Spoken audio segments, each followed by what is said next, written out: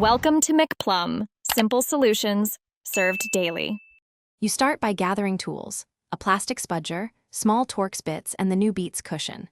Lay everything on a flat surface with a tray for screws so nothing rolls away. Once ready, power the headset off and remove any detachable parts. Use the spudger to pry the ear cup lip away gently. You want to expose the retention ring without tearing wiring.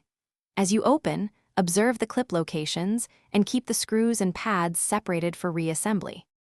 Once the lip is visible, focus on releasing the retaining ring or clip systematically. You should work opposite sides to avoid stress. You will likely see a thin metal or plastic ring. Lift it slightly and slide the old cushion out while watching for hidden clips. After the cushion is out, disconnect any cable clips or adhesive pads gently so you don't damage the speaker grill. Then clean the contact area with isopropyl. This ensures the new cushion seats evenly and bonds where needed. Now fit the new cushion by aligning its tabs with the clip slots.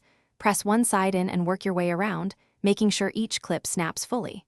Once the cushion is seated, reinstall the retention ring or screws and confirm there are no gaps.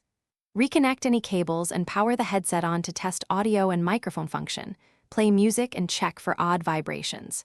If you hear muffled sound or the cup feels loose, reopen, reseat the cushion, and verify clips are fully. Thanks for watching. Stay juicy and subscribe.